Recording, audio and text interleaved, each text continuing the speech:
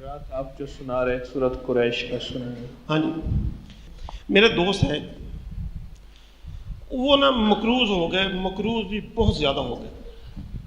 جب سے تسبیح خانے میں آنا شروع کیا نا، احساسات بدل گئے ہیں.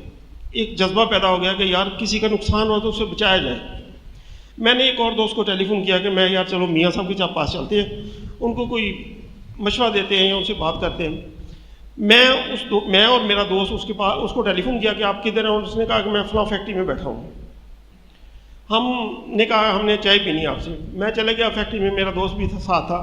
ہم نے کہا میاں صاحب یار میں نا ایک اللہ پاک نے مجھ پہ راستہ کھولا ہے یا کرم کیا ہے، آپ بھی میرے ساتھ چلیں، انشاءاللہ اللہ کرم کرے گا. ہمارے میں مرشد بتاتے ہیں کہ ایک میں نے سنا تھا کہ ایک بندہ کہتا ہے کہ میں کروڑوں روپے کا مقروض ہو گیا، تو کوئی بندہ مجھے یہاں لے آیا، حضرت جی سے ملا، حضرت جی نے مجھے سورہ قریش کا عمل بتایا.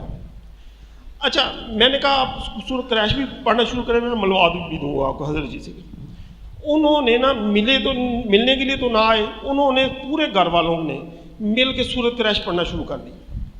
میری 1 سال ملاقات نہیں ہوئی. 1 سال بعد انہوں نے مجھے ٹیلی فون کیا کہ یار اگر تو فارغ ہے تو میرے پاس آ جا، اگر نہیں فارغ تو میں تیرے پاس آ جاتا ہوں. میں نے کہا یہ سب میں فارغ بیٹھا ہوں، میں آ جاتا ہوں. میں اس کے بعد گیا 1 سال بعد. وہ کہتا ہے کہ یار اللہ نے ایسا کرم کیا کہ 1 سال ہم نے سورہ قریش پڑھی ہے، 65 کروڑ روپیہ قرضہ ہمارا اتر گیا.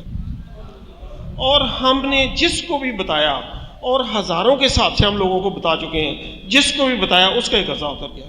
وہ بندہ اتنا خوش ہے کہ گمان نہیں